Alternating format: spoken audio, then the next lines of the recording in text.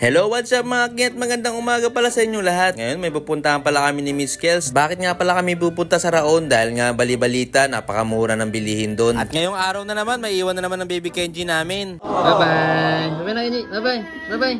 Bye-bye! Here, bye-bye! By the way pala mga king, pupunta pala kami sa Raon sa Tondo. Dahil nga nabalitaan namin, ito nga ang pinakamura na appliances sa Raon sa Tondo. At syempre, big shoutout nga pala sa Decaladad Clothing. Ito nga pala yung bagong pinadala nila na couple jersey namin ni Miss Kels. At syempre, big shoutout din sa lagi namin gamit na helmet, ang Random Helmet Philippines. At di mawawala syempre ang Jabber Motocom na gamit namin sa usapan ni Miss Kels. At ilang minuto na lang, aalis na kami ng baby ko na si Miss Kels. Kaya isang oras mahigit ng lalakbayin namin patungo sa Raon sa Tondo galing ng Pasig. Kaya binaybay na namin to yung kahabaan ng C6 patungo sa Manila dahil dito kami pinapadaan ni Google Maps. By the way mga king, kaya lagi ako masaya dahil lagi makakasama ang baby ko na si Miss Kels. Kaya kung kumalati ka na sa video ito, please comment naman kung taga saan ka, kung saan umabot nga tong video na to. At syempre di mawawala habang pinapanood mo kung anong ginagawa mo. At napadaan na nga pala kami dito sa Camp Bagong Diwa, ang kampo nating mandirigmang mga pulis. Hindi nyo ba alam mga king, pinangarap ko din maging pulis pero hindi natupad. By the way, nakapagtapos nga pala ako ng criminology na 4 years pero hindi talaga para sa akin. Kahit anong gawin ko, hindi talaga para sa akin. Kung ano talaga ibibigay sa'yo ng Panginoon, dun ka na lang talaga. Kaya kung katulad kita na hindi natupad yung pangarap, huwag kang mag-alala, may ilalaan sa'yo ang Diyos para sa'yo. Kaya araw-araw ka lang magdasal at huwag kalimutan. Kaya big shoutout pala sa mga classmate ko na naging pulis na. Sana hindi nyo ako nakalimutan. At syempre hindi ko kayo nakalimutan. Napadaan na nga pala kami dito sa habaan ng Osmeña Highway. At alam nyo ba mga king, gusto ko talaga dumaan dito sa Osmeña Highway kasi hindi mo talaga madadaanan yung init kahit pa traffic kasi nasa lilim ka. At ilang minuto nga dito na kami pinadaan ni Google Maps sa Espanya Boulevard. And this is it mga king, nakarating na kami dito sa Raon sa Tondo, ang pinakamurang appliances sa matatagpuan nyo dito sa Manila. At dito pala sa entrance, mapapamura ka na talaga. At dito masusulit pa dun pala mga naglalakihan TV at speaker at quality at murang appliances. Smart TV buy one take one, 7,000 lang at double glass pa. At meron silang stand fan dito, the remote control buy one take one, 2,3 lang. At meron silang ditong Ace 32 inches, dating 9,000, ngayon 6,500 na lang. At syempre, meron silang naglalakihang speaker dito na dating 9,000, ngayon 4,500 na lang. At dito mapapatunayan pala na walang arte ang TV nila.